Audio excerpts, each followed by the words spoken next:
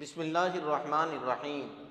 صحیح بخاری کی روایت ہے، حضرت عبداللہ بن عمر رضی اللہ تعالیٰ عنہ نقل کرتے ہیں، آقا دو جہاں صلی اللہ علیہ وآلہ وسلم نے ارشاد فرمایا، ان من اخیارکم احسنکم خلقا، تم میں سے سب سے بہترین وہ ہے جو اخلاق کے اعتبار سے سب سے اچھا ہو۔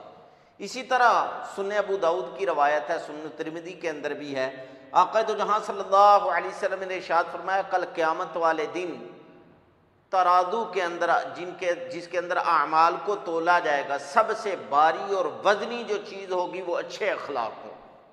اسی طرح سنن ترمذی کی روایت ہے، آقا دو جہاں صلی اللہ علیہ وسلم نے فرمایا، اس دنیا کے اندر مجھے تم میں سے سب سے زیادہ محبوب، میرا سب سے زیادہ پسندیدہ، میرا سب سے بڑا دوست، اور کل قیامت والے دن جو سب سے زیادہ میرے قریب ہوگا وہ شخص ہوگا جس کے تم میں سے سب سے اچھے اخلاق ہوں۔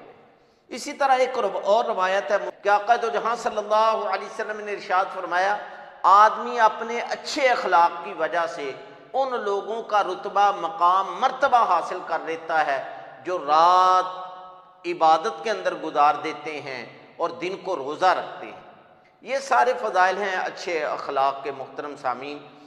اب اچھے اخلاق کہتے کس کو ہیں؟ اچھے اخلاق کی کیا نشانیاں ہیں؟ ہر کسی کی اپنی اپنی تعریف ہے، لیکن علامہ جلال الدین سیوطی رحمۃ اللہ تعالی علیہ نے اپنی کتاب الکنز المدفون کے اندر اچھے اخلاق کی 10 نشانیاں بیان کرتے ہوئے فرمایا، وہ لوگ جن کے اچھے اخلاق ہوتے ہیں ان کی پہلی نشانی یہ ہے کہ وہ جھگڑا کم سے کم کرتے ہیں۔ ان کی کوشش ہوتی ہے کہ جھگڑا نہ ہو، اور اگر خدا نخواستہ کہیں ضرورت پڑ بھی جائے تو کم سے کم جھگڑا کرتے ہیں۔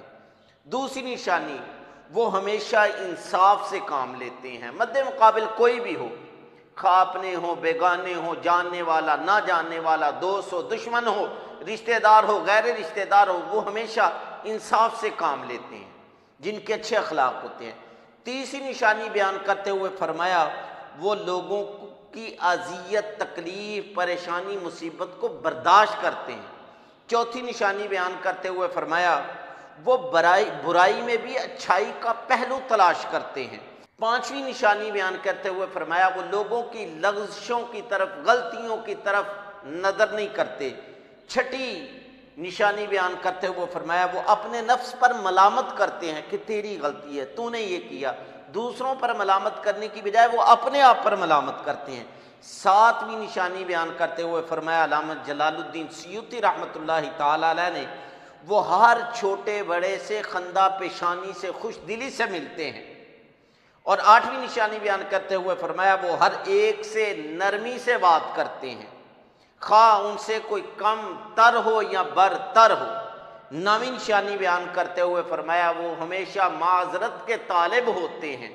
10ویں نشانی بیان کرتے ہوئے فرمایا، وہ دوسروں کے عیوب سے صرف نظر کرتے ہوئے اپنے عیوب ڈھونڈنے میں لگے رہتے ہیں۔ تو یہ 10 نشانیاں ہیں اچھے اخلاق کی۔ میں اور آپ چاہتے ہیں کہ میرے اور آپ کے اچھے اخلاق ہوں، تو ان نشانیوں کو جو ہے اپنی زندگی کے اندر لائیں، ان چیزوں کو اپنی زندگی کے اندر لائیں، تاکہ جو صحیح احادیث مبارکہ کے اندر اچھے اخلاق والے لوگوں کے فضائل بیان کیے ہیں، فضیلتیں بیان ہوئی ہیں، میں اور آپ ان کو حاصل کر سکیں۔ وآخر دعوانا ان الحمد للہ رب العالمین۔